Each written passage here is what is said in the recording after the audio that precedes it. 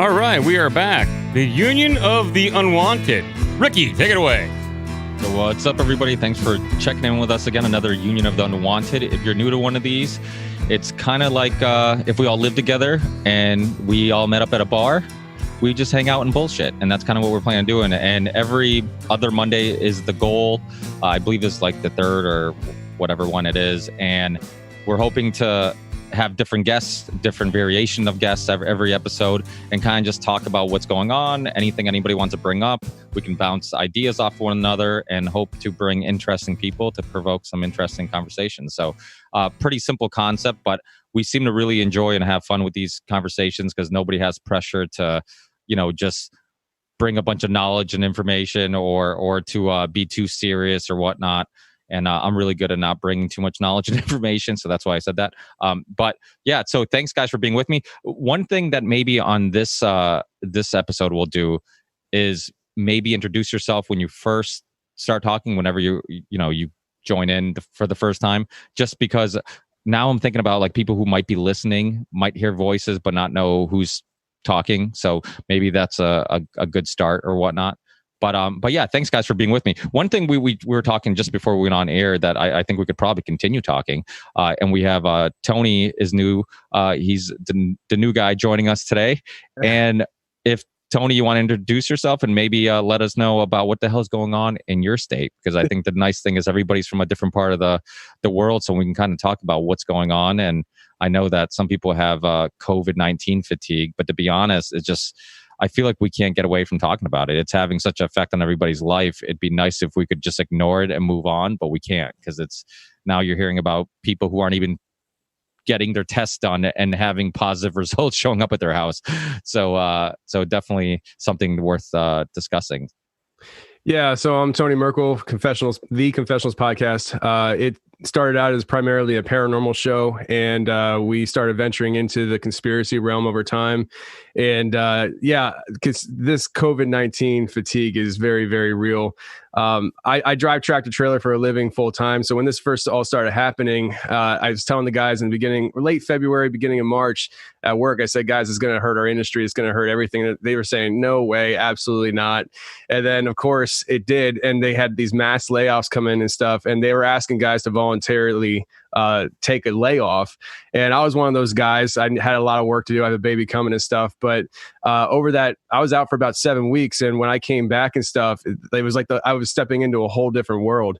And, I can't, when I go to do a delivery and stuff, I can't go in the buildings half the time.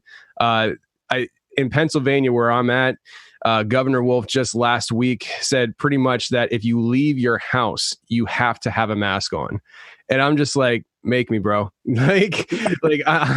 not really, I'm being compliant to the sense that I'm not going to lose my job over it, but it's gotten to very draconian, tyrannical type stuff here in Pennsylvania, and Governor Wolf has definitely gotten a lot of power. It went to his head. And so, like I was saying to you guys before we went live here, I am definitely considering leaving and going somewhere where they could just be left alone. I'm just, it's really getting bad around here. And I was talking with some people and stuff that have just really bad feelings about Philadelphia in a few months when the election gets closer and stuff. We saw some things happen in Philly recently, and I live about 30 minutes from Philly. So I'm not real thrilled about the whole thing. Yeah, no, I hear you. Well, Mike just did, Mike, that was basically most of your motivation, right? To move was, what the hell's... My wife and I had mixed feelings. We'd obviously didn't like the whole situation with COVID. We wanted to be closer to friends and family. You don't realize how important friends and family are until you can't see them when you want to. And all of our family and friends are in Ohio, so it made sense to kind of go back there. Plus, land's a little cheaper, and, you can get yourself a few acres and a nice house and not break the bank. I'm just calling it an extended vacation at this point. No one really knows where I'm at, and I want to keep it that way. And it's not for any kind of reason, really. It's just kind of like, I just want to lay low, kind of get things set up. But going across the country, very interesting. Jason Bermas is doing the same thing. I noticed that there weren't a lot of cops, and not until you hit Indiana and Illinois. We could do 85 pretty much across the country. And I saw about only 50%, maybe 40% of people wearing masks everywhere I went.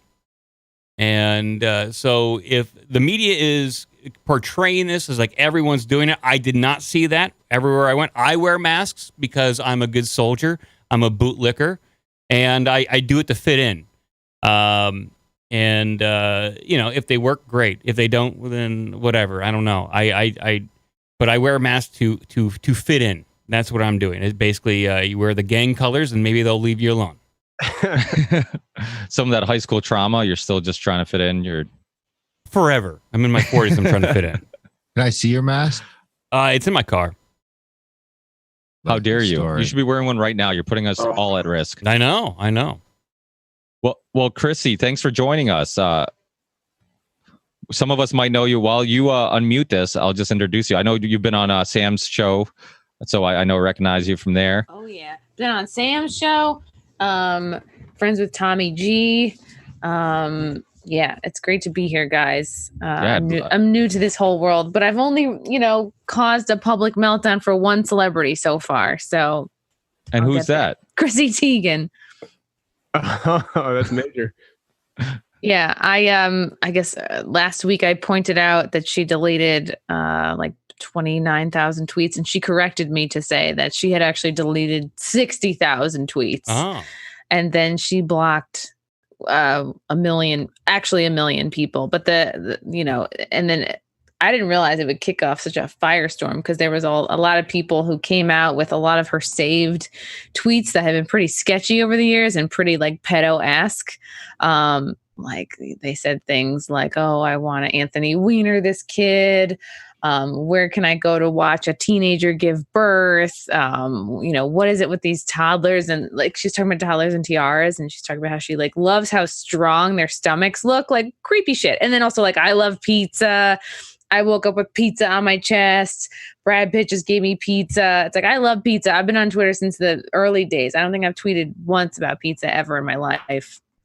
So I just was like, "Hey, Chrissy, this is a lot to delete for somebody with, sounds like you might have something to hide." And she responded, she retweeted with comment, like, "Actually, it's 60,000. And I deleted them because you guys are, I'm afraid for my family." And it's like, nobody cares about your family. Everybody's just like talking about you and how kind of sketchy this looks right now. And then there's a clip of her on this recent Netflix show where she says to this guy, like, "If you were at a fancy restaurant and they had well-prepared human meat, would you have a bite?" And he's like, "No." She's like, "Oh, I would. Is that weird?"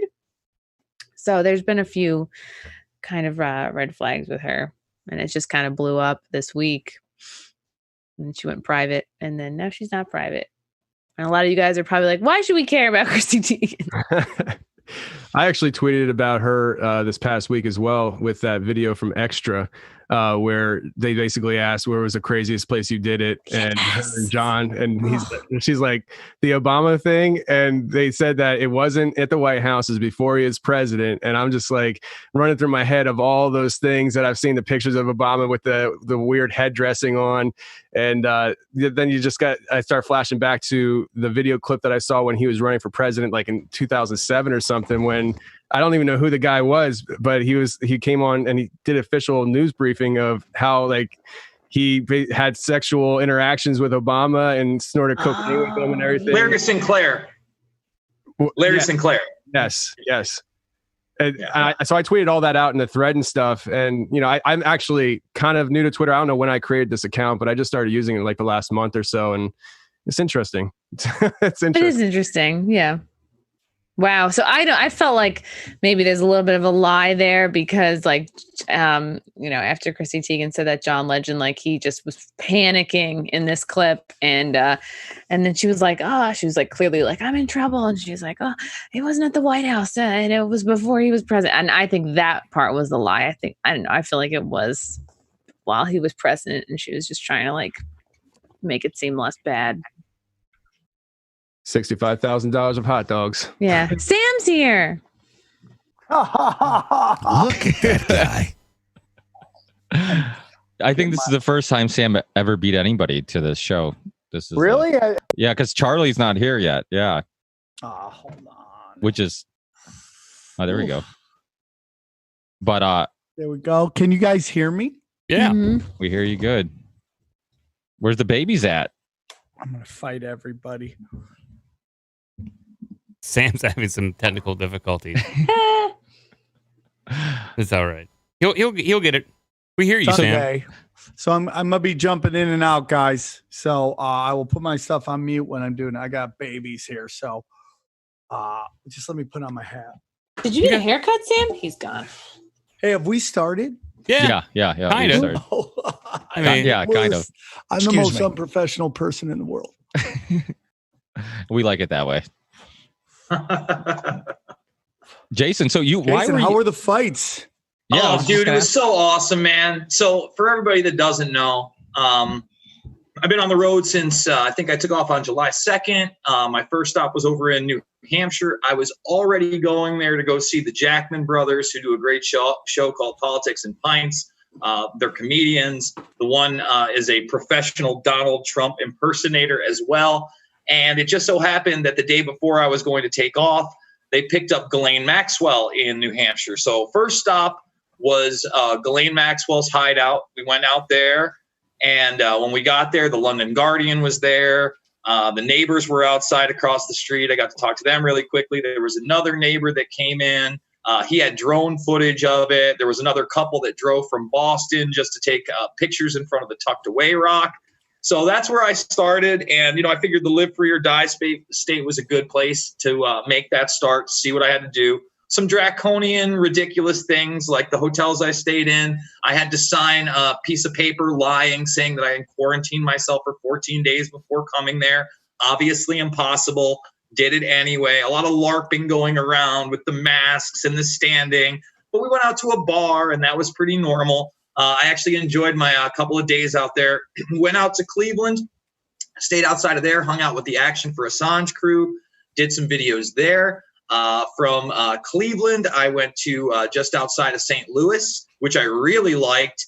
And so far, Missouri overall, Missouri and Iowa, man, they feel like the freest states. Don't get me wrong. I went to South Dakota as well. South Dakota, you would think would be a little bit freer, but the corporate pressure on places has got people wearing masks, which makes me disgusted, vomitous, and I can't do it. Like I went in to get a haircut, and I'm talking to the Supercuts lady with this thing over my face that I don't want to wear. And she literally goes to me, well, I just do what I'm told. And I'm like, oh my God.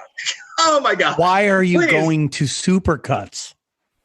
Because I'm on the road, Sam. I know what I'm getting with Supercuts. I should have been garbage, to Old Man Barber. dude. I know they're garbage. Well, again, Nothing against Supercuts. I've had my hair cut by trans there before. It's fine. It's fine.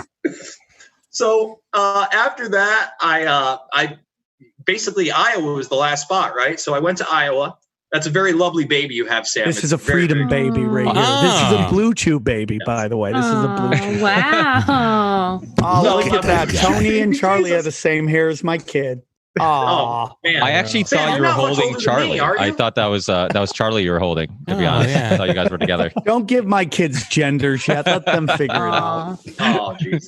So this event I went to, I think is really important. Pat Miletich, kickboxing, Michael Nunn, Mississippi Valley Fairgrounds. He was good enough to give me press passes, had full access, got there almost before anybody. 3,500, 4,000 people showed up. I would say less than 2% were wearing masks. If that, you can watch my videos. No one's going to get sick. Nobody was scared. I shook a lot of hands.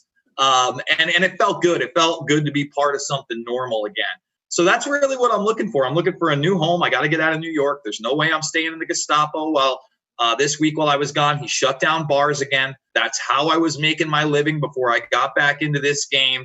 And drinking games? You were winning drinking games? Yeah. I was running bars, Sam. That's it. I wasn't winning any drinking games. I was yelling at the kids playing the drinking games. I was the old Koch. But body shots, right, Jason? People were taking body shots. not this guy. Hey, you ask any of my staff. I kept it very, very fucking professional for a bar. I can tell you that. But yeah, man, I don't see the pushback in New York. I'm surprised that people have not stormed the goddamn Capitol yet and demanded Cuomo be removed, because his authoritarian dictatorship he's got going on there is just completely unacceptable. Well, I live in You guys Los locked up. Angeles, and they're shutting everything I know, but down, right? And then I got a gig. I thought my gig got canceled in San Diego. I'm at the American Comedy Company this week. So I wasn't even going there. And my manager's like, why are you saying it got canceled? I'm like, they shut it down. And like, no, they didn't. So California is literally, it's based upon how much did your county push back? How much did your county push back? And if they push back, you can have everything open. If you bent over and took it, guess what? They're shutting down everything. So it's like, it's really interesting right now, dude. Well, I was in New Hampshire. I went to Hampton Beach. Actually, I saw that you were there, Jason, the same time I was. I went there for the 4th of July weekend. And I had a different experience, though. Like, we went to Hampton Beach, and the only people wearing masks were employees. We went to, like, the arcade. Jason's popping up somewhere else. We went to the arcade, and there was, like, this one kid looked like it was his first job ever, just like spraying things, half-ass spraying things and wiping them down. And I remember like looking at my wife, and I'm like, there's kids everywhere touching everything, sneezing, sweating because it's hot out. I'm like, that kid's not doing anything. I'm like, all it's doing, and in most cases, is just the illusion of safety. It's just giving you, it's like, we're okay with knowing that it's not actually doing anything scientifically, as long as we feel like there's an illusion of safety. You know, it's Dumbo's magic feather. I was at a farmer's market in Phoenix a few weeks ago, and I saw parents with masks, but their little toddler, no masks. And they take that kid home. I'm sure they take the mask off. So they just have, if the virus is prevalent as it is, they're just taking this diseased kid around to farmer's markets. So it's bizarre. Why would you even bring your kid out with no mask if it's as dangerous as they say? Right. What about a bubble? Yeah, Well, make bubble boys. I do that. Like if I go to a grocery store, I'll wear a mask on myself, but I'm like, somebody might give me shit, but they're not going to give my kid shit. So I don't put a mask on my kid. So I'm just like, fuck it. I'm like, what are you going to tell? You're going to tell my son to put on a mask? I'll tell him to kick you in the nuts or something. I mean, I'm in a spacesuit. They did that to me. My son, he's 2.5 years old, and honestly, like, since this whole thing happened, we haven't even tried to take him into a store because he won't wear a mask. And so this past weekend, I went to the music store, and I was like, all right, let's give it a shot. We walk in there, me and my wife and him, and within 2 minutes, they brought a mask over to him and said he needs to put a mask on. And I told my wife, just take him out to the car because, I mean, he won't wear it. He's just going to take it off. So the kid, for the last 2.5, I don't even know how long it's been now. It's been a while. He hasn't been in a store or anything. He's just been living at home pretty much. It sucks. Quick story here, real quick. So I have a mask because usually every store that I want to go into requires a mask. And so if I want to buy groceries, I got to wear a mask. I went to a store and I was wearing an N95 mask. This is the coveted mask that everyone wanted in March. And they were sold out. It's got it filters out like 95% of particulates. So I was going into a store. I was stopped by an employee telling me they do not allow N95 masks through their door. They handed me another like fake little mask to wear this. And I asked why. And the woman who who was giving this information looked ashamed.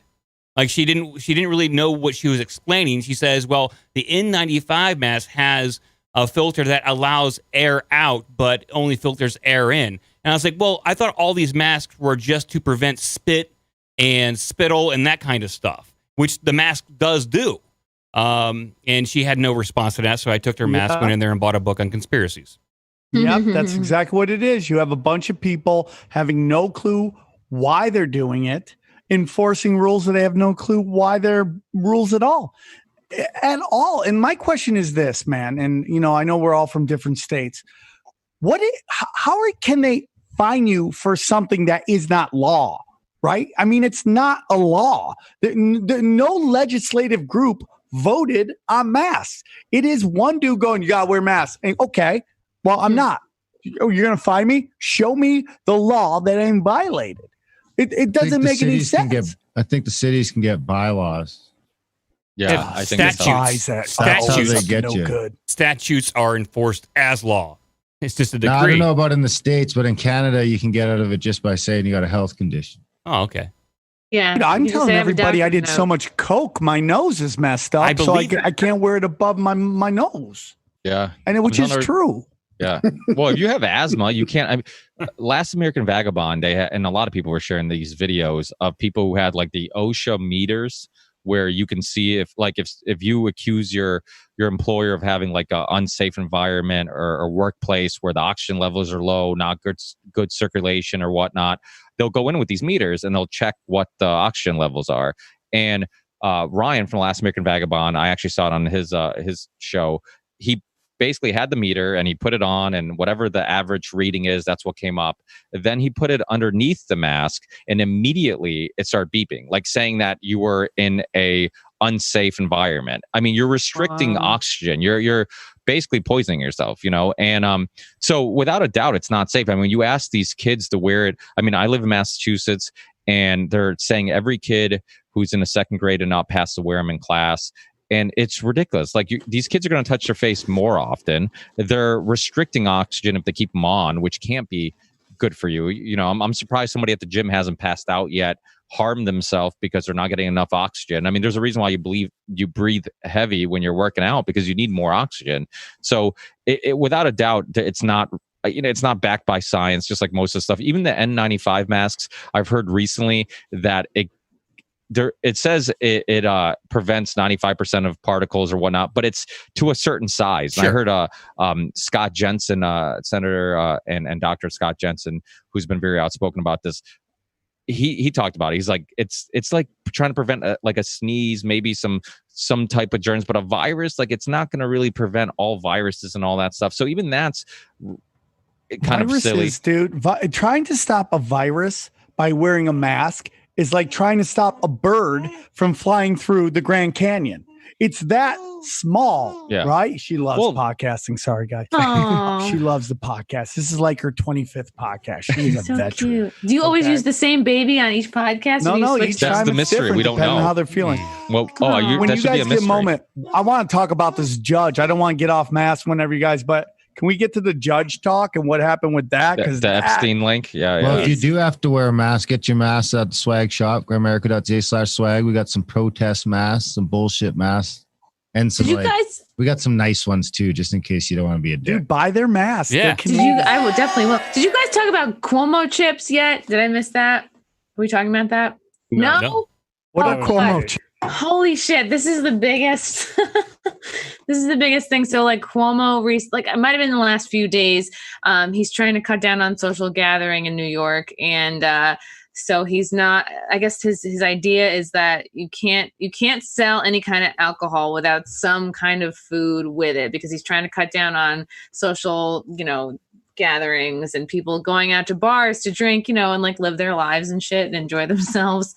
So now I'm staying at like my boyfriend's parents' condo. It's like in upstate New York, and at the bar, everyone's like, fuck Cuomo, but they sell now, that's in a lot of bars and restaurants, they have these things called like just Cuomo chips. Like for $quarter, you get like a fun size bag of chips with whatever drink you get, just so they can get around this, you have to buy food with your drinks rule. And in some bars, they're selling like literally like a shot glass of French fries, or just like the most comically small amount of food, just as sort of like a fuck you to Cuomo. But local bars in Massachusetts are doing the same thing. They're just giving popcorn and letting people just serve alcohol.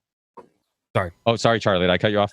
No, I just said I saw a menu that someone had posted from some bar in New York somewhere, and it was like 9 French fries. It was like a handful of chips, $1. And so that technically gets around it, which of course I appreciate their creativity for this. Yeah. Here in Pennsylvania, I think it was Lebanon County. They opened up too soon, so Governor Wolf didn't give them the green light to open up. And because they opened up too soon, he's withholding $13 million of federal funding to help relieve the county of the stresses that are caused because of all this. So that right there proves what this is really about. Okay, this is not about health. This is not about science. It's about compliance. It's about how we can make you do what we want you to do, regardless of this. Like, I mean, if we're gonna have a debate with some dude at the front door of some grocery store about the pros and cons of the mask and everything, this is ridiculous. We've gotten into, this is a fucking cartoon that we're living in right now. The whole thing's a cartoon. I'm telling you that I think that these, and I'm not red team, blue team, or whatever, but I think these Democratic governors have been promised something by the Joe Biden camp, that they need to get on board with this and tank the economy and do everything that they can in their power to make sure that things are as difficult for Trump as possible. And how I will be proven correct on this hypothesis, if Biden wins, just watch and see who winds up in positions with secretary level. Finally, some jobs. black people, like that maniac Whitmer in Michigan, and that American Psycho son of a bitch in California, and the guys in Washington, and all these people that have been, and Cuomo, and all these over the top policies that don't make any sense.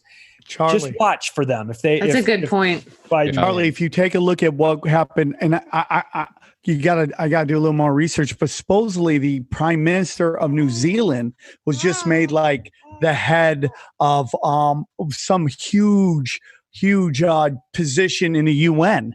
And look what she did to New Zealand. She stripped them of their guns right there. So that's what they do.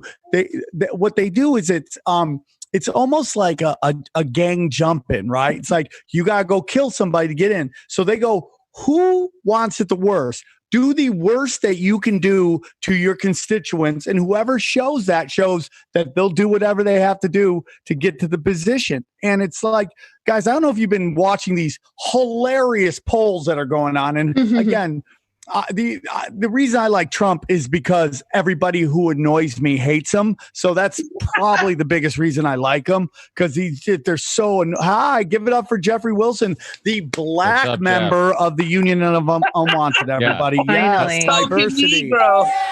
We should make him president.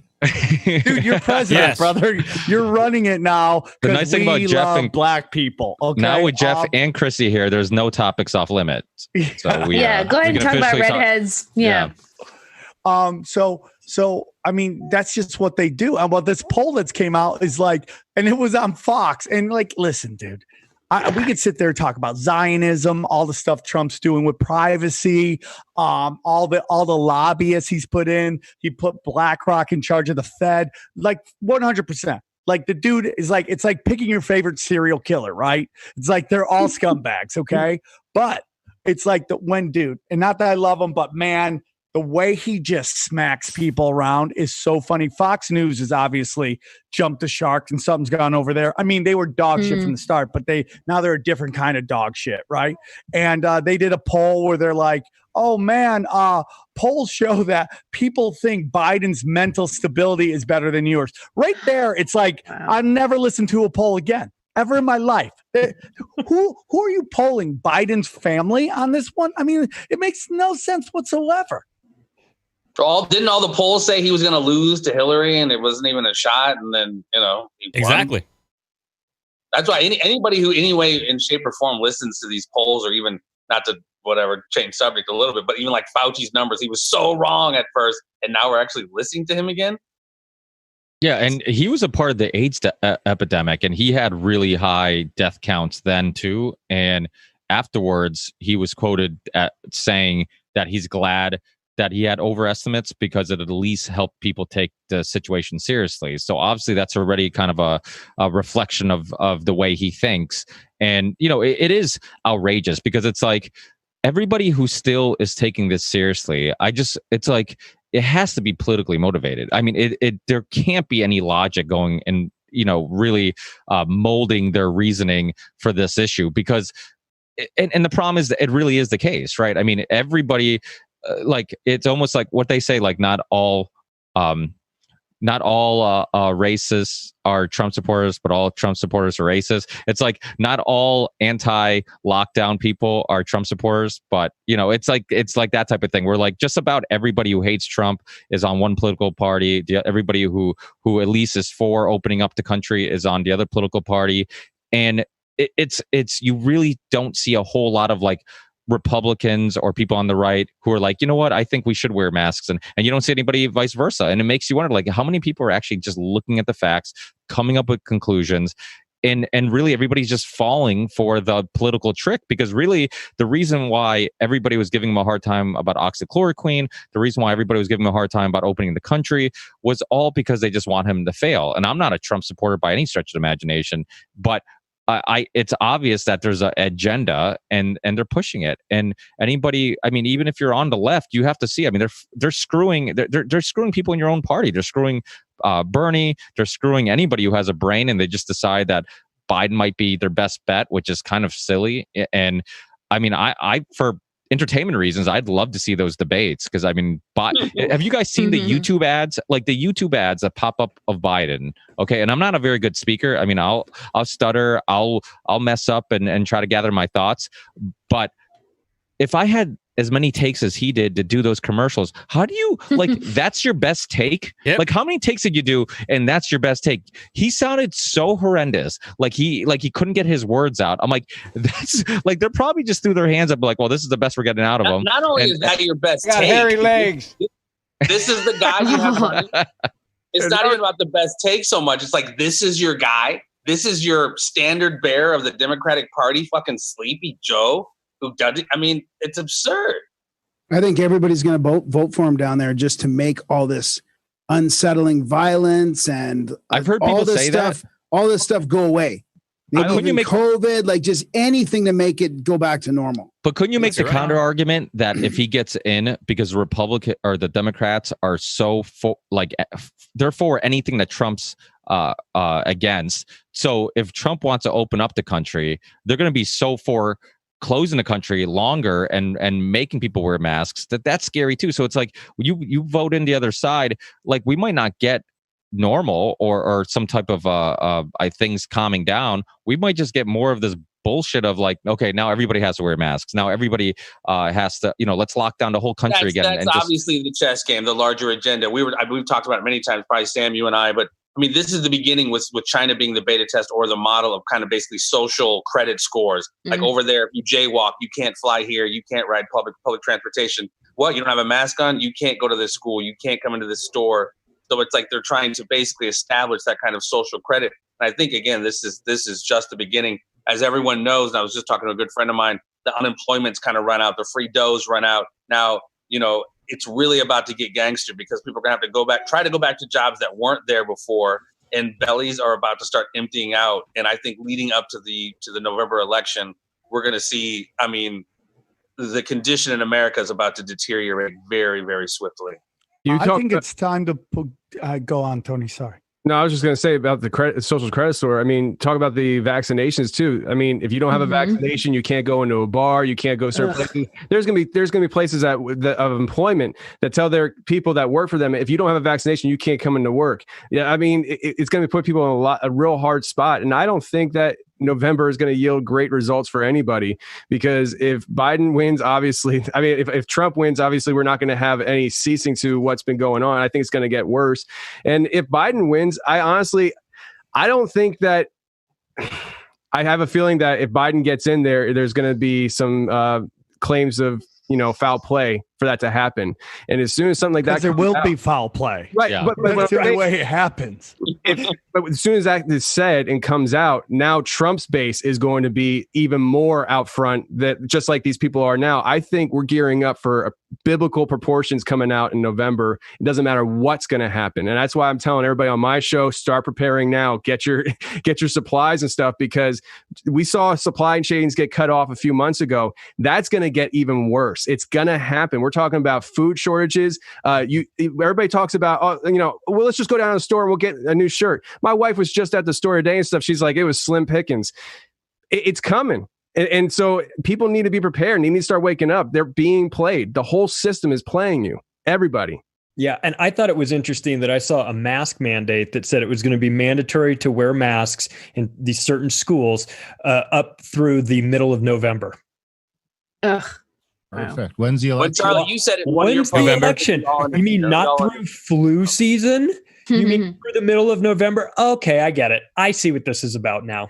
It's not about a virus. It's about an election. It's about. I don't think it matters who wins. I think the two parties are in cahoots to just wheel in a bunch of authoritarianism on you guys.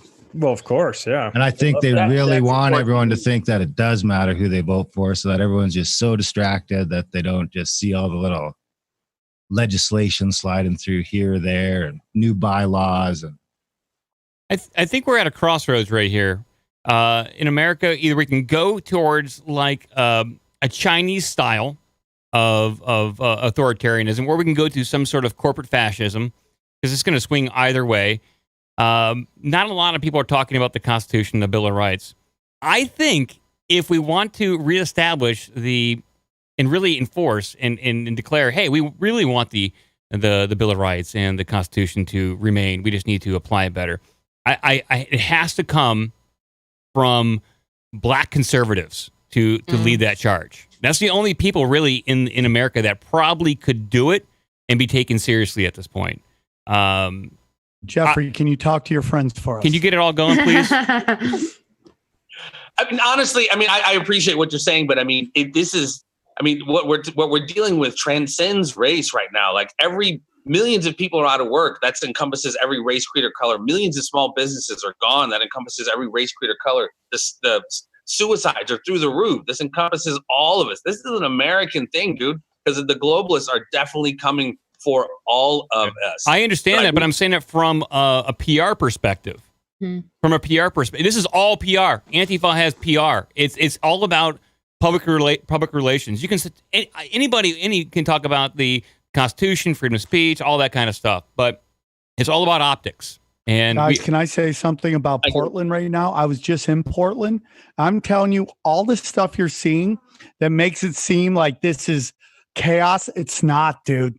I went out there and got my friends. My friends are from Good Morning Jonestown podcast, and they were just like, dude, we haven't seen one BLM protest at all. And it wasn't until I was there Saturday that we saw one, and it was super tired. Here's the thing. There are more BLM signs than black people in Portland. There's like 12 black people. They're called the Portland Trailblazers, and they're not even in Portland right now. They're in Orlando. So it's like, I don't know where this is all coming from. And this chick getting naked, acting like she's some kind of like warrior. You're putting your peach on the pavement, and you're spread eagling to the cops that you're supposedly fighting. Like, what are we doing here?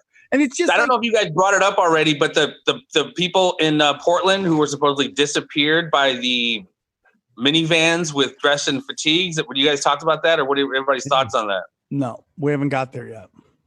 I heard that people were saying that, it was unmarked vehicles, people coming out in, no uniforms or anything, but them also hearing DHS that they were in uniforms. I don't know what to think about it, but or was it staged even? They could have been removing informants. That happened at G7, G20 protests. So. And they let them all out too. They let them all out. They weren't even held indefinitely like they all thought they were going to be. I 100%. Well, yeah, you heard somebody saying when they were getting hauled off, "I got you." What's your name? We're going to release you. All right, we got you. We're going to release you. So it was like, it seemed kind of staged, but whatever. That was on video? Yeah. Yeah, I heard that. I didn't see that one. That's the PR battle right there. I mean, Sam you said it's all like what you saw there is mostly peaceful. So the PR is saying it's violence and a federal courthouse is being attacked, and there's a response. And now the city of Portland and the state of Oregon is filing lawsuits against Trump to get federal troops out of there. This is almost shaping up to be a states' rights issue again, and like states' rights versus federal power, like the Civil War Part 2 all over again. Well, let's just not forget that it's been made legal to propagandize the U.S. citizen. Yeah. So it's so hard to really put together what's actually real, what's actually bullshit. Because I mean, as we all know, man, they've been making it so weird and like this is so bizarre world, and everybody's like, "What fucking world am I living in?" And that's really by design. Where it's supposed to be like. We've been saying this for how long now? About the being able to propagate the American public. We've been saying that for years since it's happened. Nobody believes you. We say about the Chinese social credit system, we say it's coming here. No, it's impossible. It's here, and now everybody's like, what's going on? We've been telling you this for how long? We would never stand for that. Of course it's not coming. We would never stand for that. We're Americans. Oh, really? We're one step that's part of the away whole from wearing boiling frog thing, hijabs, right? okay? We are covering our own faces voluntarily and shaming other people for not doing so. Let's look, this belief that we're Americans, we would never tolerate that stuff. That's a myth. We absolutely would tolerate a social credit system. We're walking right into it. I think they got it already. I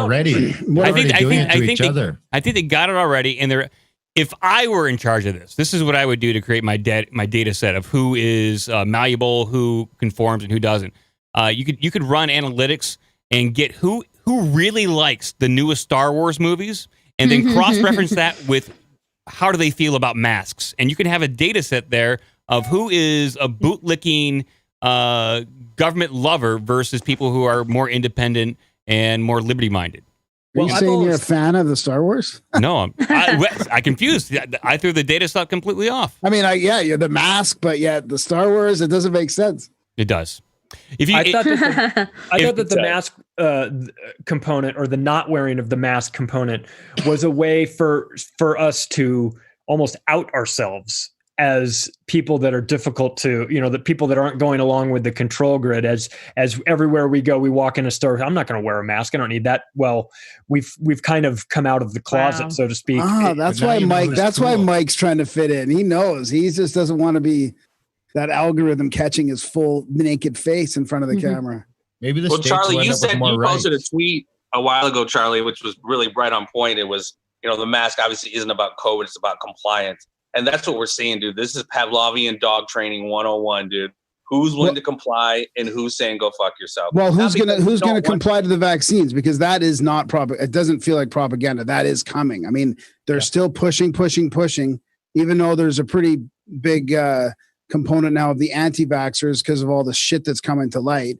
But it really does feel like that's going to be next level. Are you guys gonna do that? I mean, no. I'm seriously considering not doing it and then doing whatever it takes to not comply. I don't know logistically, how do they do that? Logistically, I'm out here in very rural Missouri, and every weekend I like to go for a drive just out in the sticks I'm like, how are they going to hit this house and this house way in the sticks? Like, they say they have the military helping to do it, but it's like there's so many wide open spaces out here, whether it's Missouri or a lot of these rural areas. How are they going but it won't be like forced. It'll be like at your local drugstore. Yep. It'll be here. It's at the grocery free. store. Go do it here. It'll be at McDonald's. I mean, they've already had those memes. Like, you can get your vaccine at McDonald's or whatever, but it'll be that you can't go anywhere. I got $1 million idea. Okay, you ready? Here's it is. It's all of us. We're in on this. $1 billion idea. We're going to create the app for people who don't get vaxxed. We get the vax people to run all their errands, and then we collect I on love that it. shit. That's perfect. I thought about that the other day. What if we'll have support from the people like, hey, you got to support us. We're going to stay home, but you need to deliver us everything. Well, it's interesting that the heaviest lockdown states are Democratic, because it really makes it seem like they're going to trick the Republicans into taking rights away from the states even further. And that's not even necessarily true, because I live in Massachusetts and Charlie Baker is a Republican, and he was one of the slowest people to open up. I mean, we were way behind everybody else. We were going out to eat in Connecticut first. We were going, to surrounding states because Massachusetts was so behind.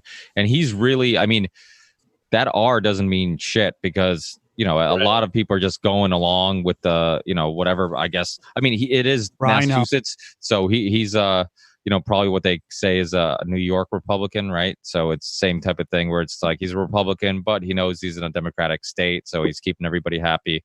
But he's been outrageous. I mean, they've our gyms just opened up, restaurants were late to open, and the long-term effects of this. I mean, child abuse is going up. I mean, you look at AA meetings, people who couldn't go to AA meetings who probably are now alcoholics, because people who couldn't go to church who, I'm not religious, but people who need that just to stay sane and have a sense of community.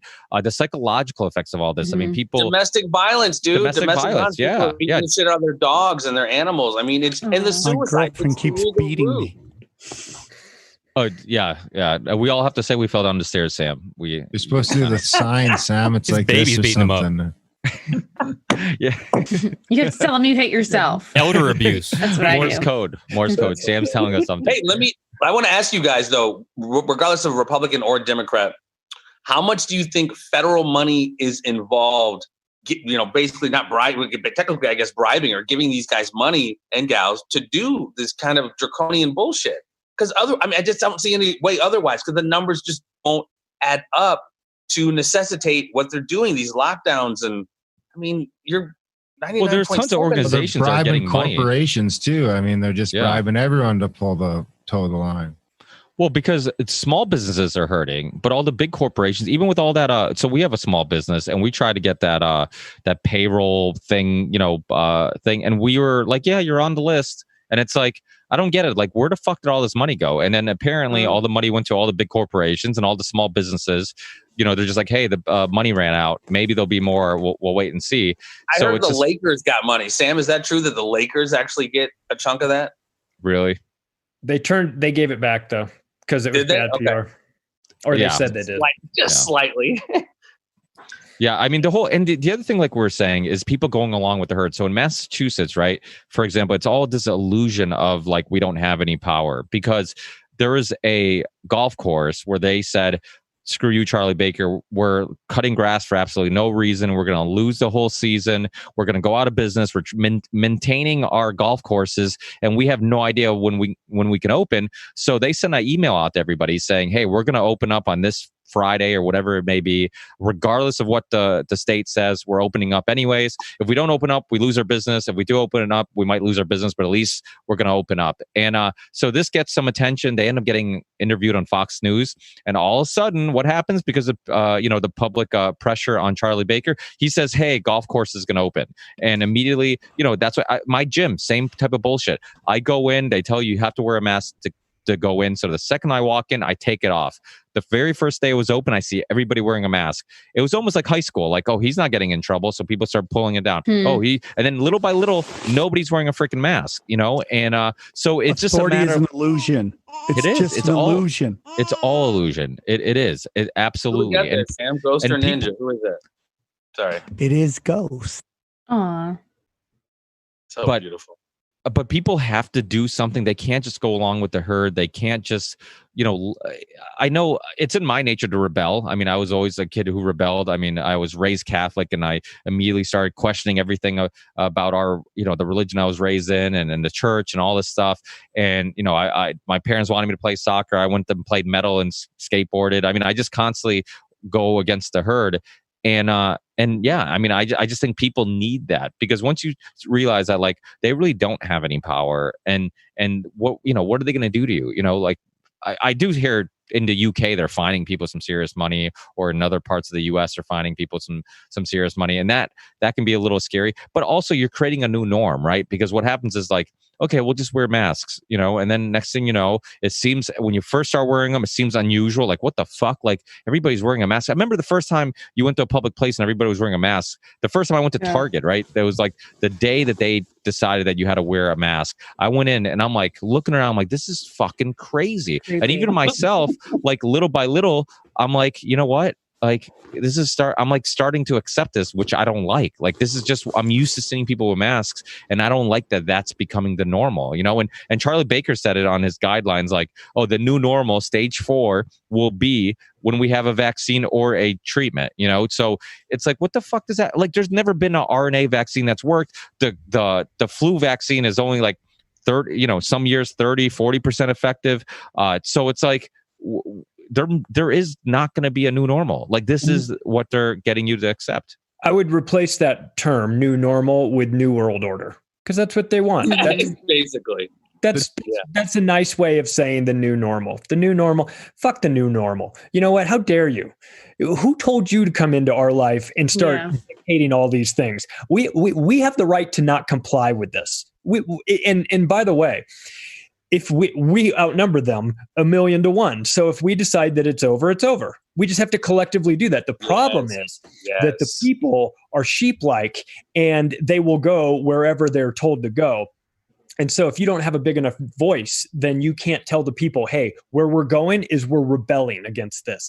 But if they silence you, I wonder why there was a massive deplatforming that's been happening over social media over the last couple of years, because the lead up to this election, they don't want a lot of people talking about things. They don't want people giving other people ideas on how to break out of, whether it's whether it's, Trump related or whatever. But now with regard to the virus, it's pretty convenient that a lot of the noisy people, the real troublemakers online, like Alex Jones and guys like that, are silenced before they have a chance to lead a revolt against this insanity that we're just collectively we're just accepting. Like, oh, this is fine. This is fine. It's not fine to wear a painter's mask over your face everywhere you go. It's retarded. Especially when it says on the box, it doesn't prevent you from getting coronavirus. Theater. But even medical theater, we're pretending that this stuff works. We've collectively said, "I'll wear the mask and pretend like it works." If you wear the mask and pretend like it works, and then we walk in there,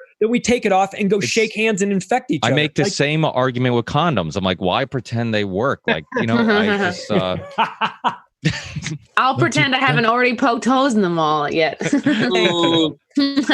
just kidding. It's that math, and that's what's always so frustrating. Whether it's this or talking about 9/11, or I had a great conversation with my boy on JFK today.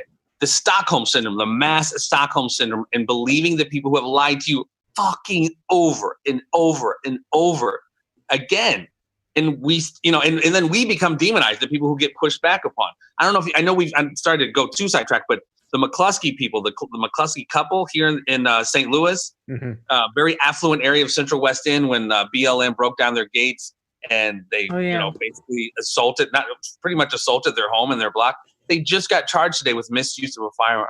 So now defending your house and home is now demonized. They are now bad guys for trying to protect their home against people who literally had already assaulted their area and trespassed upon a private area, identifying themselves as BLM, who have said, we're going to the suburbs to burn shit down, take what's ours. They were yelling to them about how, hey, I'm going to go live in this room and I'm going to kill your dog and this and that. Whoa. But yet they get charged. They get charged for protecting themselves. And that's such a huge, dangerous precedent, man. I mean, I would probably get overturned and all that other shit, but the fact that they were even charged in the first place for basically having some level of self-preservation is so disconcerting, man, because it could happen to any of us right now. I mean, the block is so hot and the powder keg is packed so tight right now. A spark could easily start this off. And the fact that you could be demonized and even charged for protecting yourself, protecting your home is absolutely frightening to me as a father of a daughter and, wanting to protect my house. It's insane. And you would have thought that the gun control debate would have ended after the riots. You would have thought that it was like, okay, everybody needs to arm up, whether you want to use it or not. Like, you would have just thought that would be like, oh, that gun control debate that's been going on for 50 years. Okay, I think we're done with that, considering that the police have said, well, you're on your own. It's been proven in court that police do not have a responsibility to protect you at all. They don't show up to calls and things like that. I mean, you have to defend yourself. And then you see like an example of this couple, and people are very polarized whether they want, are on their side or not. But like, look, if 500 people come marching by my house and have knocked down the gates, you go outside with your machine gun, because you let them know, if you come in this house, you might get me, but I'm going to take a couple of you with me. And I don't think that that's an unrealistic thing, especially given, it's not as if he went out looking for trouble. That couple went out looking for trouble. It's like trouble came to them, I heard trigger discipline. I heard the governor might pardon that couple. Yeah. Hey, so where are all you guys on trust in the plan?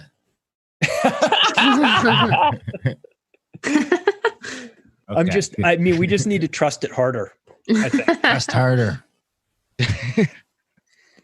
The plan sucks. Let's be nothing honest. like a good psyop on top of a psyop. Plans within plans within plans. I want to believe, like it's like such an interesting, like Q is such an interesting thing. I want to believe, but it's kind of like you see like these channels pop up all over the place, and I talk to a lot of Q people, and they're heavily invested in the truth and the believing in Q. Like I believe and I disbelieve at the same time, like a lot of conspiracy theories. I want to believe, but at the same time, like where. This is the time, if you're gonna do it, like unleash the Patriots, like you say. But it seems like it's just dragging on and on. I'm very curious to see what happens to the Q people if Biden wins. Like I want to see what happens there. I feel like Q people are like religious people, you know, like everything happens for a reason. They'll connect dots. And I see like two types of like Q people. I see like ones that are like really hate the liberals. So they're on the Q side, or you get ones that are like very new to the alternative media scene. You know, they're like, that was their red pill. And they're like, oh my God, like this Q thing. Can you believe this? You know, and you're seeing a lot of that too. People who are just like started not too long ago. And I feel like people who've been around a little longer, it's like, hey, we've been tricked before. Like, don't fall for this. Don't get tribal. Don't get, you know. And I also feel like if I talk with a pen in my hand, like Charlie, I'm making better points. You are. So I'm gonna.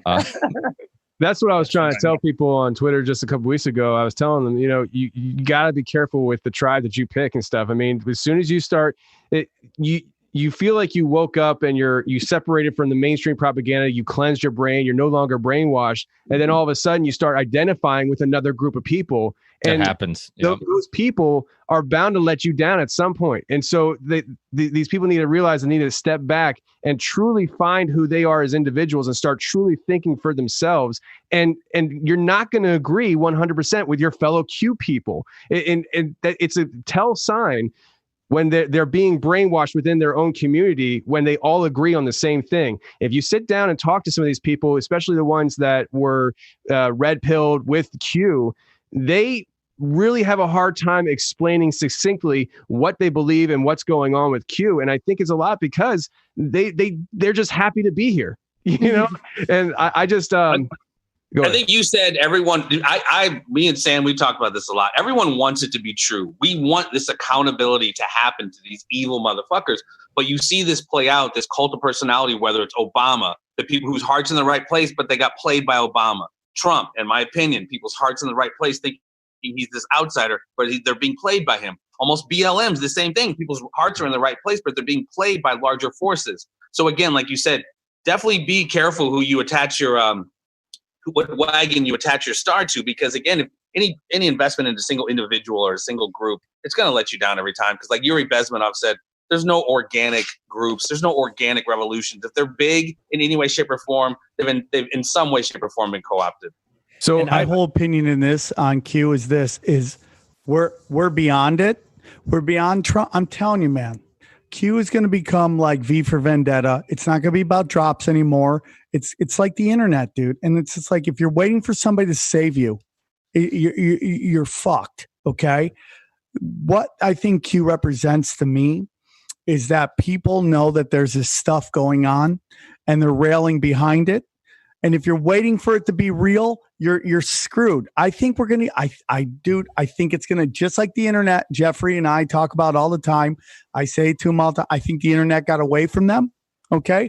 These old dudes created this thing and then their grandkids came and just blew it out. Next thing you know, you think the guys who invented, the internet thought Pornhub was going to be something? I don't know, man. But the point is that I think it's going to get past them. And whatever Q is now, I think it's going to be, we're going to get away from that. It's going to represent something and I think Trump could be the last of the two-party system presidents. I really do believe that. We don't need Trump to save us and we don't need Q to save us. We need to start just energizing our fans to get active. And not just be like listening and be like, I'm pissed and tweeting, but it's like, it's time to start wondering if we need to start marching on some stuff and not going nuts and burning shit down, but really get into silent, peaceful, freaking protests along the lines of what Martin Luther King was doing, but not have one leader so they could take them out and it all goes away, but have no leader and all of us be pushing back on these people. Because, you know, my opinion on Q is this, whether it's a psyop or not, the information had to be real, enough of it to get the most paranoid human beings in the world to believe in it.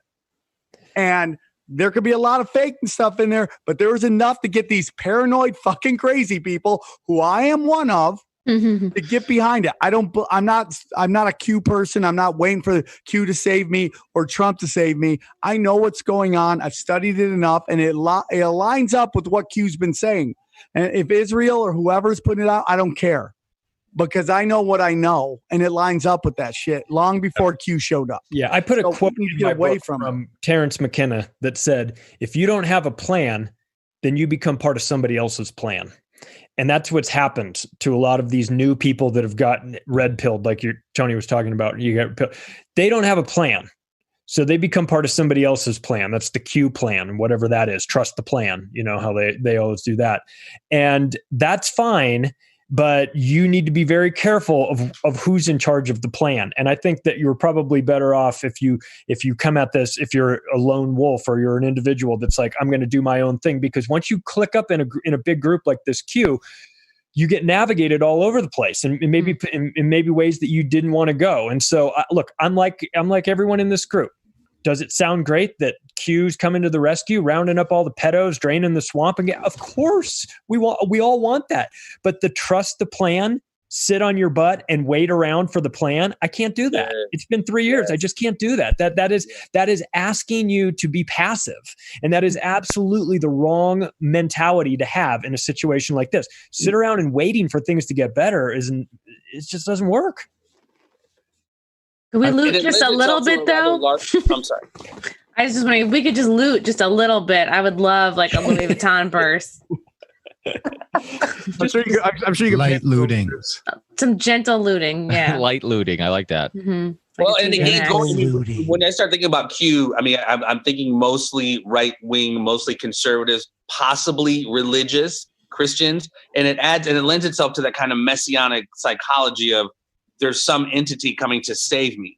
And whether it's Jesus or a Q, I think it becomes easier to kind of buy into that when you've already kind of established in your own mind and your own life this messianic thought process of there's someone coming to save me and absolve the world of, you know what I mean, the savior somehow. And it's not reserved to the religious people though, because then the left just wants the government to do that. Right. But without a doubt. I mean, it's almost the same thing. It's all very kind of misguided. But like what Charlie was saying, it's very dangerous, man. When you kind of like, no, I'm not going to sit here and prepare, or not going to handle business over here because this is going to come in and take care of it. And it's all going to be gone. When, as we're seeing right now, and like I mentioned in the beginning, like business is just about to pick up, ladies and gentlemen, especially before the elections, and shit's about to get seriously gnarly on the streets. And I live in St. Louis, so I'm seeing it happen. Your election cycle is starting to affect the entire world. Yeah. Yeah, I have very little hope because the people like rallying the troops, I mean, that sounds like a great idea, but we've got science on our side. We've got data on our side. It's so obvious. It's so overt. It's on the boxes. It's on the CDC website. The data's fucked. The testing's fucked. Everything is upside down, and people are still like in just embedded as more than I can ever imagine into this mentality where they're starting to demonize people without masks or whatever. I mean, I don't know what it takes for it to be on our side as far as data and everything goes. I mean, it doesn't take long to look past them. I mean, you don't even have to go past the mainstream media far at all. You can go right to the main sources, and it's still so obvious. So I think it's almost hopeless. I think that just shows you, though, the fact that everybody is the majority of people are still brainwashed. They're still buying into the propaganda. They still don't believe that, the mainstream media is out to get them. Listen, it doesn't matter if you're on the left or the right when it comes to like in the States here with the mainstream media. If you're on Fox and stuff, Fox can do no wrong. If you love Fox, they do no wrong. I have people in my life that are like that. And then the same thing on the right, on the left side. And so I just think that, it's, well, I think it's a lose-lose. I agree. That's what I'm saying. It feels hopeless right now. I mean, even Fox is throwing the mask on. I mean, even they're starting to comply with. I mean, even Trump's wearing a mask now. I mean, it's pretty. I thought that was going to be some 3D chess, though, with Trump wearing the mask. I thought then all the left. Then they'd turn on it. Yeah. Right. Didn't Disney buy Fox now? Oh, so yeah. ABC and Fox have the same rulers. So now they're going to make everybody wear Darth Vader masks instead. Mm-hmm. Aren't we like, God, I forget the name of the website, but it's a website that shows how honest each country is with their reporting. And I think we're like, God, we're like number 1? 50 or something. Yeah, we're down there. Well, you guys might know in Canada, but I remember hearing a story before that like in Canada, you need some type of, meet some guidelines to be considered news and media or whatever. And then Fox News was trying to go to Canada and they couldn't get that certificate, or those be certified as a news station because there's too much opinion or something like that? Well, a lot of your guys' news things are, if you look at their classification or genre, they're under news entertainment. And that's not just Fox. I think that's like all of them, a bunch of them. And then, I mean, I'm not defending the our news is press. pretty bad too. I mean, Can I ask They you guys? do put. I mean, they do impress me once in a while, but it's in general, they're just a puppet for the government here. Exactly. It's a complete opposite of what you guys have right now. Well, like Sam said, and I completely agree with him. Like Fox News just happens to be on the right side right now just because they're defending their team. If their team was on the wrong side, they'd also be defending them. So like if this was the Iraq war, they'd be like, yeah, those damn Muslims, like, well, let's make America, safe and let's fight terrorism. So it's like, yeah, they're right, but it doesn't mean they're always right. And this is like a huge issue with like, you share a tweet, you share a news article, you share a podcast, you share anything, and people immediately will say, oh, that's Fox News, or that's MSNBC, or that's a liberal, or that's conservative, or their moral compass might not be the motivator to why they're maybe doing a good article or a good journalism, but it doesn't mean you completely jump up. Jump off. Sorry. Sorry. Just arrived. My apologies. I'm sorry to cut you off, Ricky. No. I got to jump. I love you guys. If you're in San Diego, see me this weekend at the American Comedy Company. I love you all very much. I look forward to this in 2 weeks. Sorry, I cut off everybody. Take care. Love you, bye. Sam. Hey, bud. You should let the babies take over. Yeah. Why? Yeah. Ghost and the Ninja run the show. Yeah.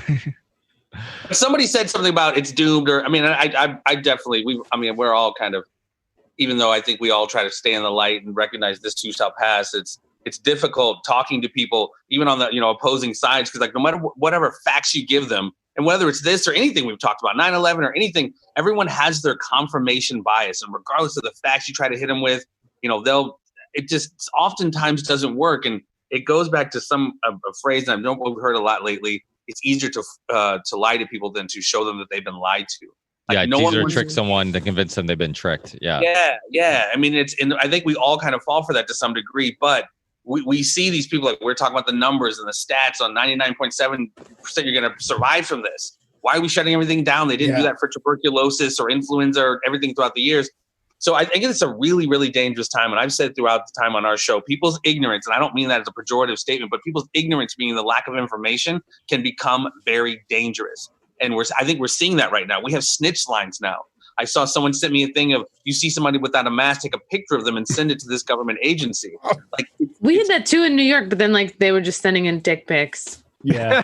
I remember that. Yeah. That's the social credit system, though, right there. That's the beginning of the social credit system. I mean, Chrissie, can you put that number on the screen just in case we get bored? Oh God, yeah. Whose was it? God, this was months ago. This was like at the beginning of the choir.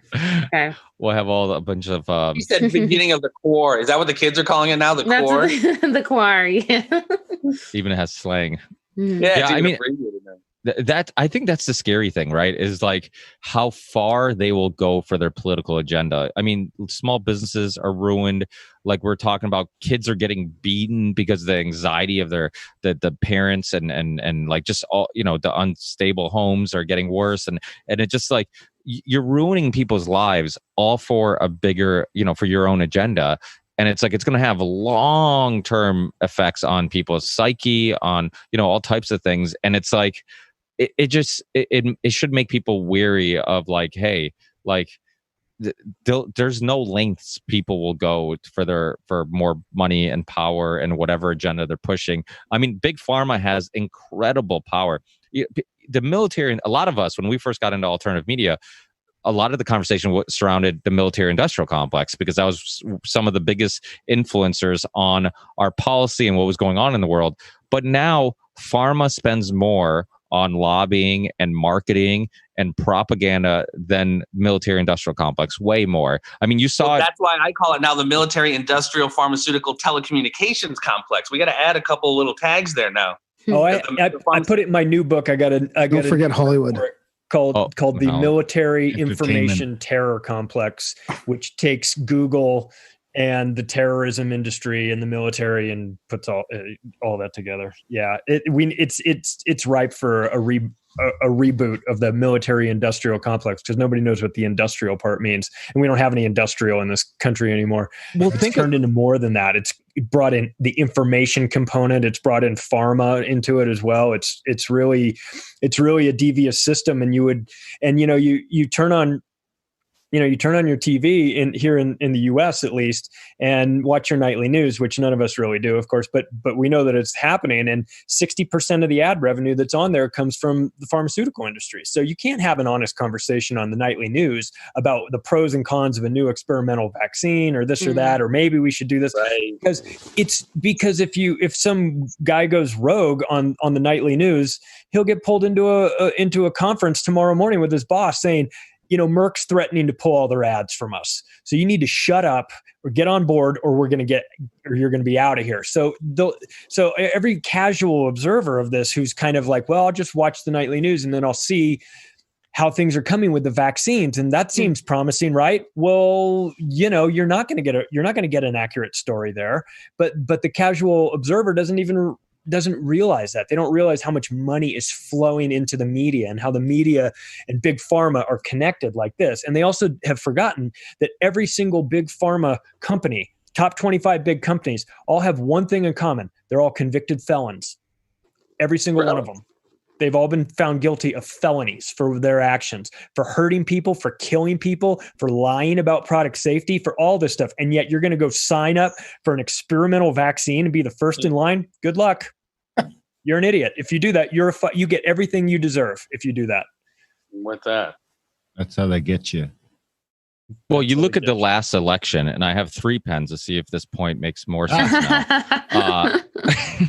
If you look at the last election, it was at the height of a real epidemic. I mean, it was the pill epidemic. And I live in Massachusetts. I have friends. I mean, I remember one year, within 6 months, I went to maybe 4 wakes and funerals, and they're all people underneath the age of 30. So this was actually killing young people, and it was a real epidemic. And during the election, guess what topic wasn't even talked about, even though this was a huge issue going across all of the US, and that's the pill epidemic. Nobody brought it up.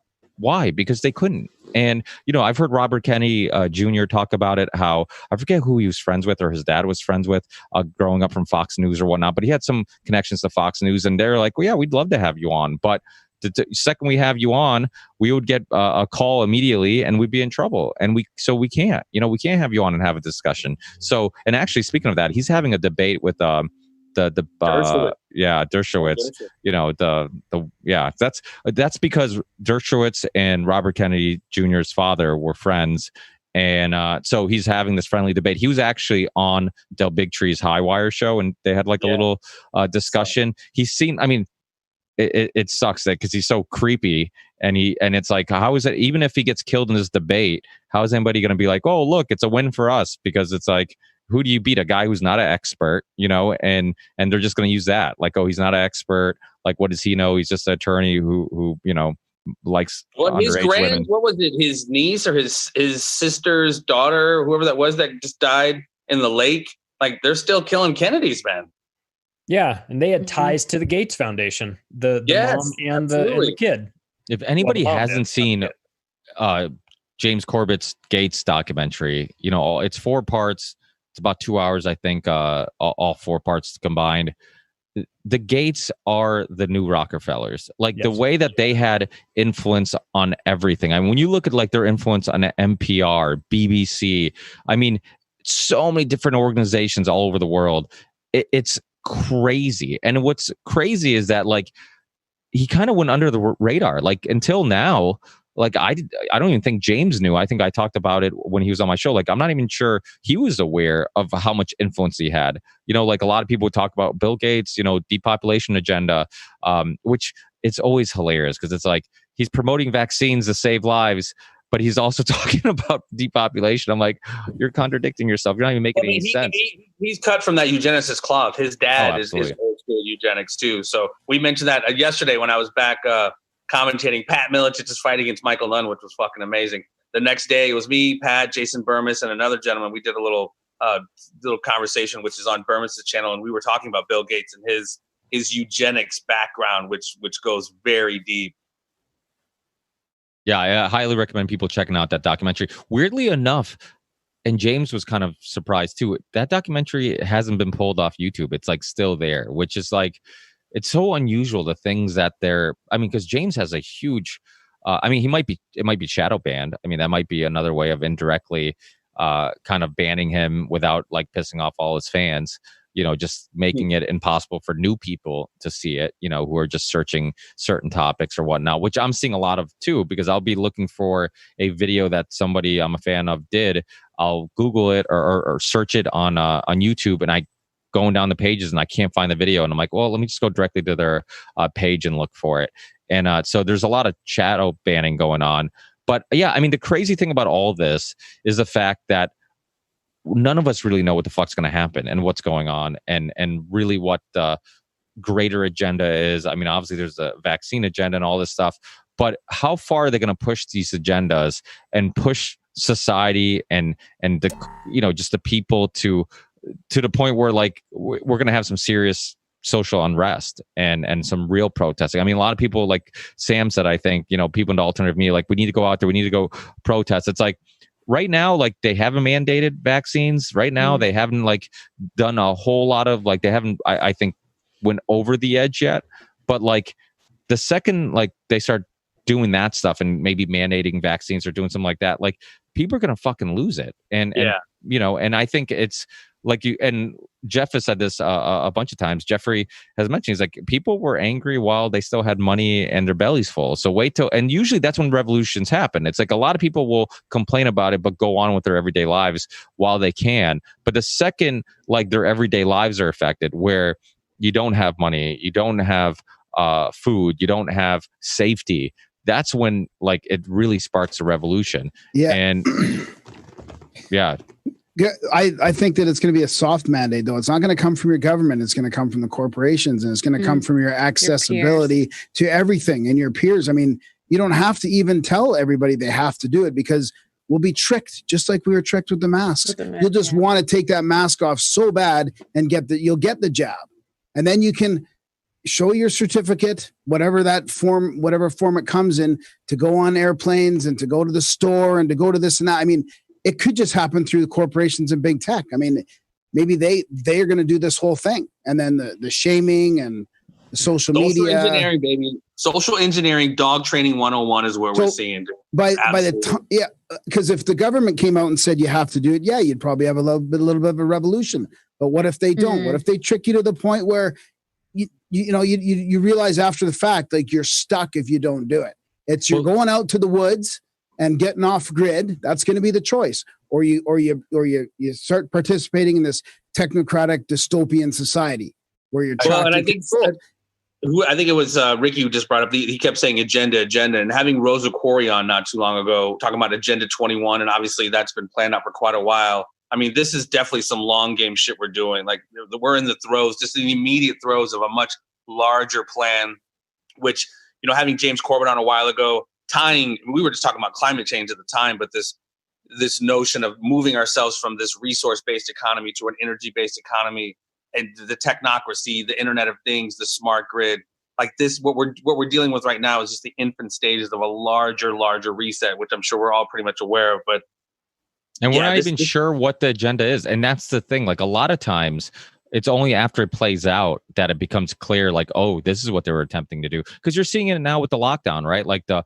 hard lockdown. It's almost like gas prices, right? Like, gas prices will be $1. Then they're like, let's raise it to $100, and then it'll come down to $50, and you'll be like, oh, at least it came down. But now 50 doesn't seem bad because they raised it. Same thing with the lockdown. It's like, let's lock everything down. Now we'll just ease things up back a little bit. Like, you still have to wear masks, you still have to do this, you still got it, but it's not as bad as the lockdown. So we're happy. It's like a sale on designer clothes. You're like, well, I'll spend $200 for this dress because it was $500. Yeah. Well, that's the thing. They always say, like, terrible metaphor in a room full of dudes. But no, I get it. What does that mean? We're bad dressers? What are you trying to say? Well, it gives you that notion you're actually saving money. Yeah. Well, yes, it's the illusion. Yeah, they'll say, "Oh, look at the sale price," and then and you'll never see it for the actual price, the regular price. It's like, I've never even seen it for that price. I mean, they just make shit up. It's same thing with. I mean, but this is how dumb people are, right? Like, look at the 99 cents thing, right? It's always like $4.99. $24.99, and it's like, hey, look, it's it's under $25. Not quite $25. Yeah, Not quite. exactly. I'm saving money. And it's like those tricks work. There's a great documentary actually from Canada.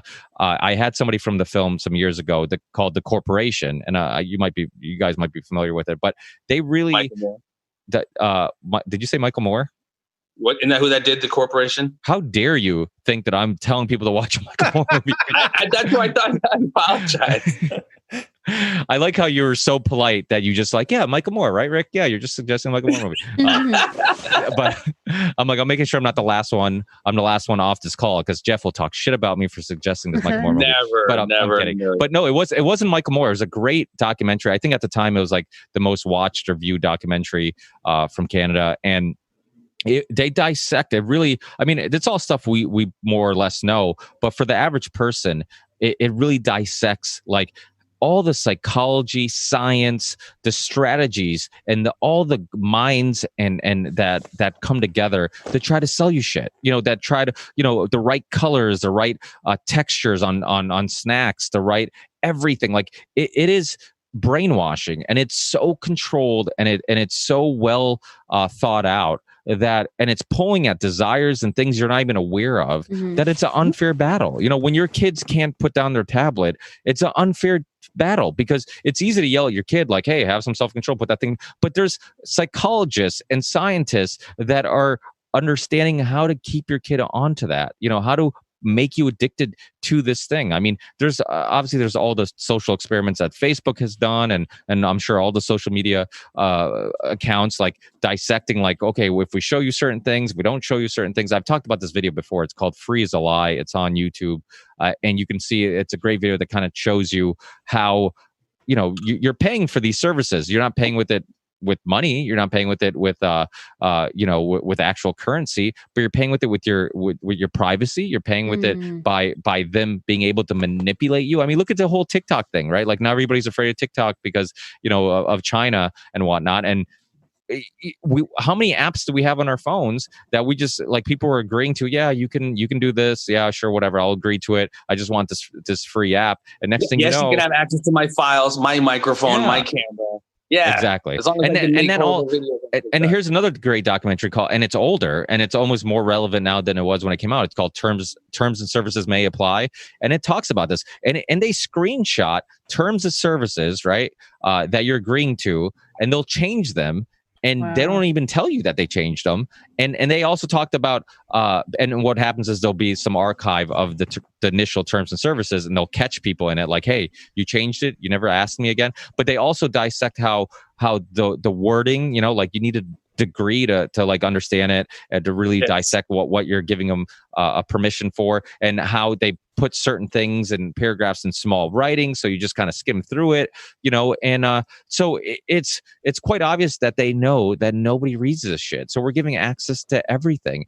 And so it almost seems like a unfair battle. Like we constantly have things fighting to brainwash us and to push us in one direction or another direction, and we're not even aware of it. And the average person, and that's why I have like this internal dilemma. It's like, okay, should I be mad at the average person who's falling for all these tricks, or do I understand how complex these tricks are and say, hey, you know what? Like, I almost feel bad for you, because if you're not aware of this stuff, if something doesn't break through and red pill you, like it's almost unfair.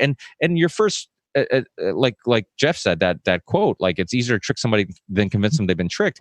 The second you're trying to break somebody's walls down and be like, hey, everything you thought was true is a fucking lie, like your first reaction is you don't want to believe that, and it's hard to get through that. That's why like having these conversations with people who resist you, like sometimes they're necessary, because they might resist you during that conversation, but as long as you plant that seed and they have that conversation with you, and then next thing you know, somebody else they're talking to is kind of having similar type of outlook on things, or they watch a documentary or whatever, and everything's planting these seeds, and next thing you know, you're like, maybe there's something to this, So I think it is hard. It's hard to like have conversation with people who you feel like are completely brainwashed. But I feel like sometimes like I have to speak up, even if it means like possibly getting in a small type of conflict, because if I don't, like, I can't just like, if I'm not saying something, I'm letting them continue the propaganda and say something that I know is wrong. And it's a slippery slope with that, having your opinion and not to have your opinion, but to not let your opinion have you, where you feel like you need to speak out. I say to Pat all the time, my co-host, he goes back and forth with people on Facebook, like, how the fuck do you have the energy to do that? I just don't necessarily. But at the end of the day, and I've for lack of a better term, suffered from it myself. You hear people say something that you may not agree, but it plants the seed that if you maybe want to go look it up later on down the line, because I think a lot of people have this thing where they need to be right. They have so much ego in their view of the world. They have to be right. That's why you see these back and forth arguments on Facebook. I think our job is just plant that fucking seed and just germinate it with conversations like this. And again, you can't have the yin without the yang. Not everybody's going to fall in line or believe it or whatever else. But as long as we just do our effort to maybe plant those seeds and not necessarily beat people over the head like, God damn it, why are you so fucking stupid? Why don't you see this? Which sometimes it's so frustrating. That's how you feel. But planting the seeds can really bear a lot of fruit. And I've seen it happen. Yeah, that's what's great about Q going a little bit more mainstream. Like, yeah, you shouldn't believe 100% of it, but it's planting the necessary seed of like, what if, you know? And I think more and more people are just questioning stuff they took for granted and what they've been told. And discernment, again, I'm not trying to get into a referendum on Q or anything, but discernment is key to a lot of this, because we now know it's legal. They've been doing it already, but it's legal to propagandize this. And there's been so much going on, you know, whether it's just everything. I mean, they can now throw out stuff legally to just muddy the waters. And then this information kind of fast food of gathering information, people just watch like the 30-minute news and think they're informed on shit just because of whatever's out there right now. And when everything is so much deeper and nothing is as it seems. So just there's layers to so many of these things that have to be peeled back. So there's no shortcuts to thinking to any of these kind of conversations, but discernment's a huge component to trying to decipher what's bullshit and what's not. Mike, you doing some whippets there? Yeah, you huffing? No, I have a mixer malfunction. The right channel on mixer completely died. And so I was trying to blow it out with air. And so I'm having some technical difficulties. It was silly string at first. But like Tony said earlier, and I think it's so important to make sure you don't leave a team to join another team and not realize it. You know, and the Q thing is like that. You know, like when I was raised a Catholic and I was so fascinated with like Richard Dawkins and Christopher Hitchens and all these atheists that really had like, they were questioning things. And then next thing you know, they're talking about foreign policy and they're like, yeah, those Muslims. And I'm like, oh, you're falling for propaganda. And you're like, you know, you're falling for war propaganda. And it's like, you're not as open-minded as I thought. Like you're actually taking your hatred of religion and letting it blur your vision and your perspective the same way that religious people might let their religious values or beliefs blur the way they look at the world. So it is dangerous. Like you have to catch yourself. Like the Q thing, same thing. Like there's a lot of good in the fact that maybe it's red pilling people and people are going down this rabbit hole. But once you join a team, right now you're on the Q team, whatever that movement agrees, like this is what we believe, you might get sucked into that too, you know? So that's the nice thing about these roundtable discussions is like everybody has slightly different ideas and values, but we can come together and say, hey, like we kind of all agree on some things and a lot of other stuff we're not sure of, we're willing to discuss, and none of us are on a team per se, you know, that besides truth seeking and exploring ideas. Well, and I was just thank you. You just kind of stole my last line. The exchange of ideas and these kind of dialogues are absolutely essential. And, you know, you get into this far left bullshit. It's like, hey, I don't agree with you. So no, you can't come to this campus to have this conversation.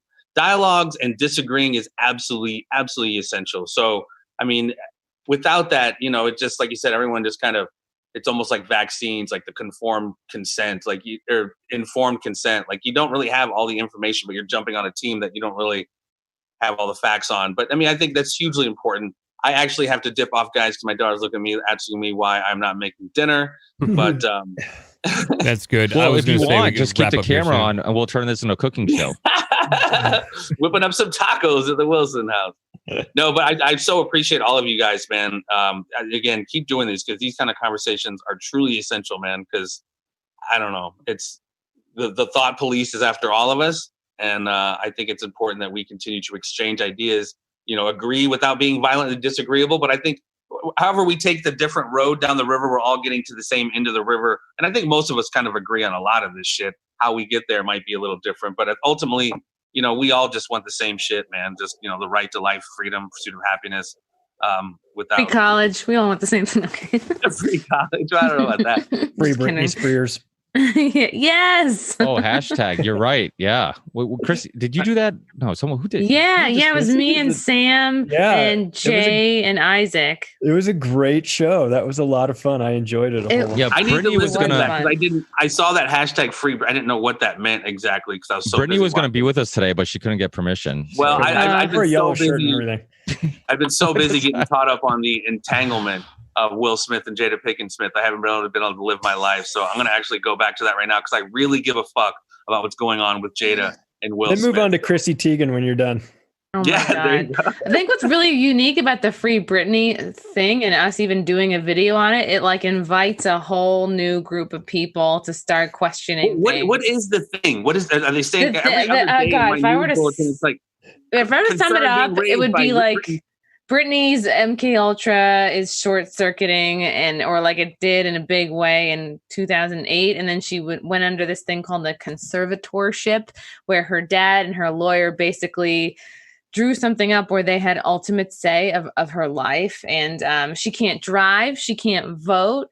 She can't have her own lawyer for anything. Of the millions she makes every year, she gets $78K. Just as her like spending money. She actually had to take down like a I'm with her picture off her Instagram because she was with Hillary, and she had to take it down because she's like legally not allowed to vote because of this fucking crazy agreement that she's in. And she's like 37, 38 now.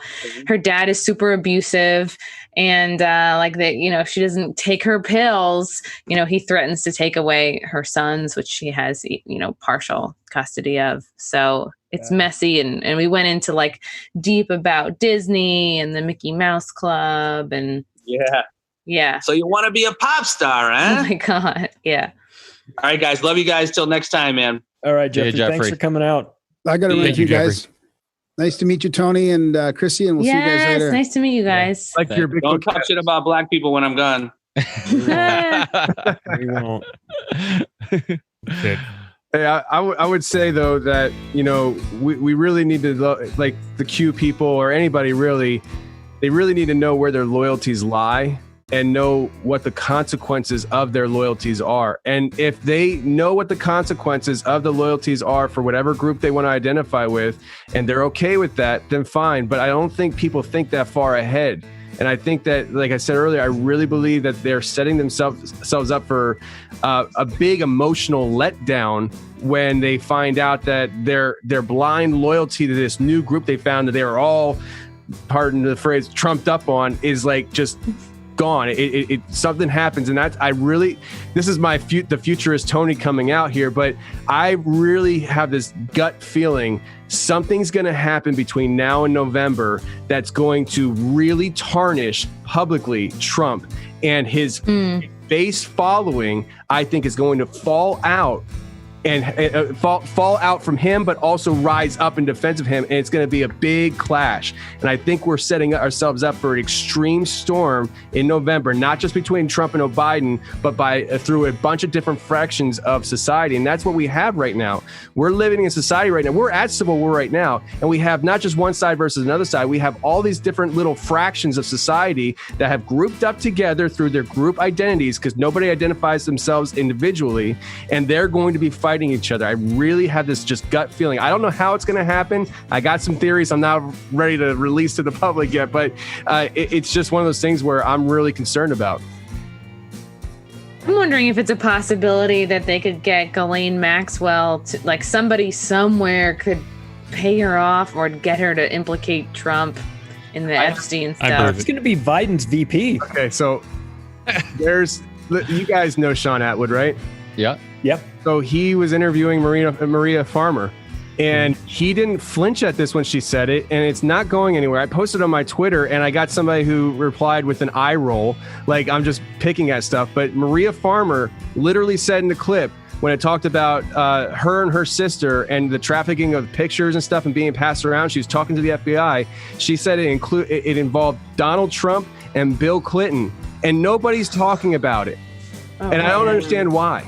I don't know if I'm missing something. Maybe I don't understand something. Maybe I totally misunderstood the situation. But I posted the video on my Twitter and it got like no reaction except for shame on you, Tony, for pointing something out that we don't agree with. I'm just like, well, Tony, the problem with this is the fact that you'll get much more positive attention if you just pick a team, like where we all are, where we say, hey, I'm willing to expose both sides. Like, we're not going to get the most likes, and for us. It's suicide. Like if we just pick a team, we all said like, hey guys, let's join on like the Q, let's join, let's be liberals or whatever. And then it's like, oh, they're with us and they'll just come along. But it's like when we say, hey, we don't know and we're willing to question everything, they're like, wait, I don't know either. So why would I want to join your group? It's like, it just, I think if it was just exposing Clinton or Trump, you'd get the other side who's going to help you like share that video. But because you're exposing both, you're like, well, I don't want to share it because he's also exposing my side, my guy, my tribe, so I think, but that clip is what I'm talking about, where I really believe that something like that, if that comes out over the next few months, it is utter chaos in every direction in this country. And I'm just like, I'm ready to head for the hills. I got to find a bunker somewhere because I'm not sticking in the Philly area. That's for sure. Yeah, hey guys, I got to wrap this up. I got to get out of here. Let's. Yeah, well, the truth is, you're with Jeffrey, and you want some of those tacos. That is right. I am kind of hungry right now. Is that a real dog behind you? Yeah, behind me. It's Godzilla. Yeah, it was Godzilla, but down there it's my Shiba Inu. It's Hana. I thought it was a stuffed dog. It was like really still. He doesn't like me, but we're friends. But thanks, guys, for being with me. I really, really appreciate it. These are always fun. Like we said in the beginning of the show, we're going to try to do these every other week. And I'll throw you guys an invite. When you can make it, great. When you can't, no big deal. If you can show up for a couple minutes, jump in. And as people get more comfortable with, just the people who you see on the show, the conversation will get hopefully even more fun and more casual, and we'll be more likely to feel comfortable challenging each other and stuff like that. So that's what we want. We want people who are just open to sharing ideas, but also challenging ideas. And I think we're all in search of, of truth and doing that. So I think it'll be fun. So definitely, keep them coming. Join us anytime you can for however long you can. And hopefully this thing keeps growing. And also we help everybody involved. You should cue the music because I will not shut the hell up until you do. Ricky wants to thank his agent. But thanks again, guys. I appreciate it. And we'll keep in touch. Thanks, Mike, as always, for getting your studio back together in time to do this. And I'm sure we'll talk soon. Absolutely. Thank you, everyone. Thanks, guys. All right, guys.